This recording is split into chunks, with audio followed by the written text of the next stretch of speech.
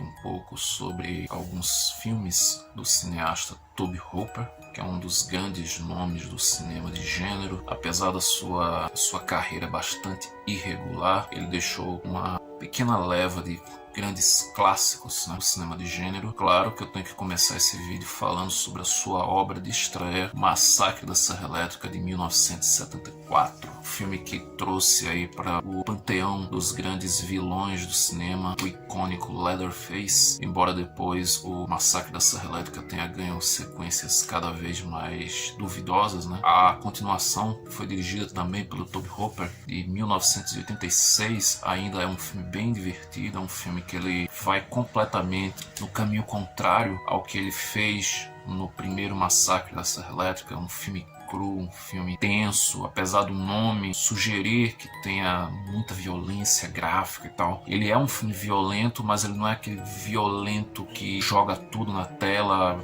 Você imagina assim, deve ter gente sendo triturada pela serra, deve ter gente sendo partida ao meio e o sangue espirrando. Não é isso. Ele é um filme que sugere muito mais do que ele apresenta em cena propriamente dito. O Massacre da Serra Elétrica é um dos maiores clássicos do cinema de gênero, né, do cinema de horror, e o Leatherface, ele é um dos maiores vilões, assim, uma pena que depois ele foi cada vez mais sendo ridicularizado nas continuações. Ele tem um remake muito bom, começo dos anos 2000, acho que de 2003, se não me falha a memória, um remake muito bom, que ele respeita o seu original e ele consegue trazer bastante daquele clima tenso, embora obviamente, né, muito mais limpinho no seu sentido literal da coisa, falando graficamente. Bom, o outro filme que eu vou mencionar aqui também é um grande clássico da Globo. Ele passou trocentas vezes, especialmente nas madrugadas, Corujão, campeão de bilheteria,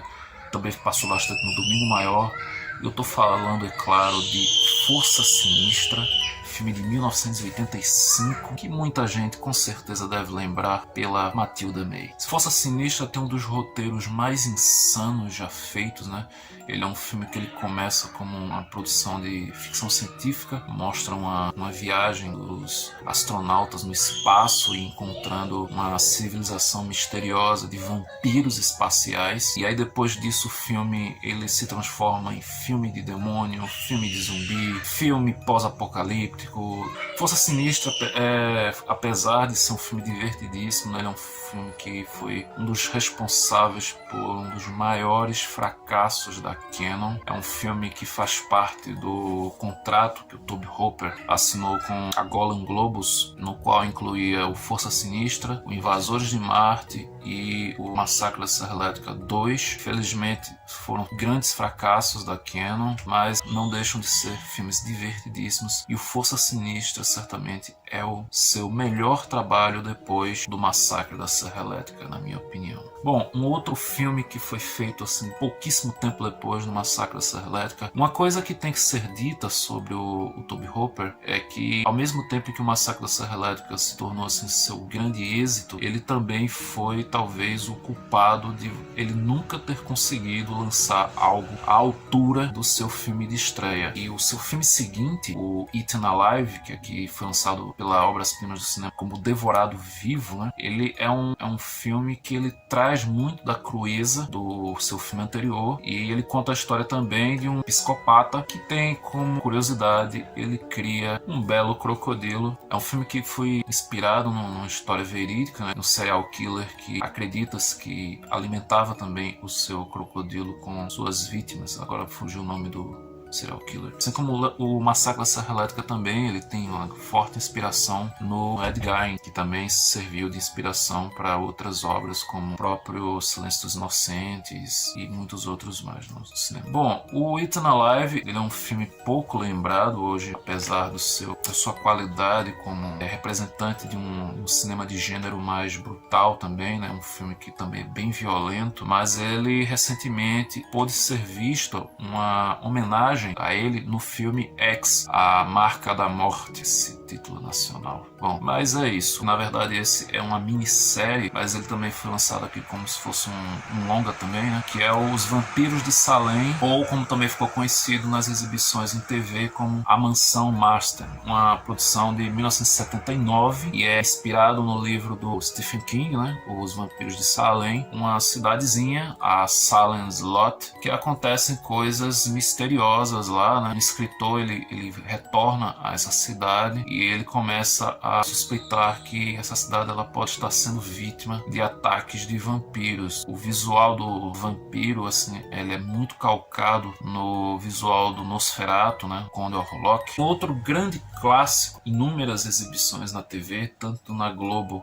quando ele estreou, quanto anos depois ele foi parar no SBT também, é o Pague para Entrar, Reze para Sair, filme de 1981, que conta a história de um grupo de jovens que acaba testemunhando um assassinato acontecendo nos bastidores de um parque de diversões e a partir daí a vida deles se transforma num pesadelo vivo. Ele tem umas sequências iniciais assim que homenageiam o Halloween do John Carpenter, tem uma cena que lembra muito a abertura do Halloween e é um filme que é ideal para você assistir na madrugada. É um filme que tem toda uma atmosfera perfeita para você assistir numa sessão após a meia-noite. Bom, tá chegando aqui ao final, né, dessas minhas indicações e eu não posso deixar de falar também do Poltergeist, o Fenômeno, filme de 1982, dirigido pelo Tobe Hooper e tem a lenda urbana, né, que também foi bastante coisa dirigida pelo Steven Spielberg, que é o roteirista do filme. Dá para ver a assinatura de ambos nesse filme, né? Tem muita coisa, principalmente em relação à trilha sonora. A trilha, eu acho que ela entrega muito das cenas que podem ter sido dirigidas pelo Spielberg e essas cenas assim são claramente o estilo do Spielberg. Talvez foi o filme de terror que o Spielberg sempre quis fazer. Na época ele não pôde, né? O ET, que ele estava fazendo ao mesmo tempo, inicialmente ele seria também um filme de terror, mas aí Tobe Hooper assina a direção total do Poltergeist, mas é claro que dá para ver sim a mão do Tobe Hooper no filme em vários momentos. É um filme que ele tem momentos bastante tensos, tem uma sequência envolvendo a alucinação na frente de um espelho que é bem macabra, né? Tem bons efeitos visuais, efeitos práticos e a sequência final de Poltergeist é uma das coisas assim mais memoráveis em se tratando de cinema de gênero. Bom, esses são os seus grandes trabalhos do Tobe Hooper e eu encerro esse vídeo com um pequeno bônus que é uma produção de 1990 que não é um filme assim tão memorável, mas é um filme que eu curto bastante, que é o Combustão Espontânea, ou também conhecido como Conspiração Atômica. É um filme estrelado pelo Brad Dourif, que conta a história de um homem que descobre ser filho de pais que participaram de uma experiência e ele tem a capacidade de se incendiar e incendiar tudo ao redor. Ele lembra um pouco, né, o filme que foi inspirado também no livro do Stephen King, A Incendiária, que é o Chamas de Vingança, com a Drew Barrymore, 1984. Ele tem bastante elementos que, pronto, ele parece uma mistura de Chamas de Vingança com Scanners. Tem um pouco desses dois filmes. Então fica aí também essa minha recomendação bônus, Conspiração Atômica ou Combustão Espontânea, de 1990. Bom, pessoal, é isso. Até o próximo vídeo.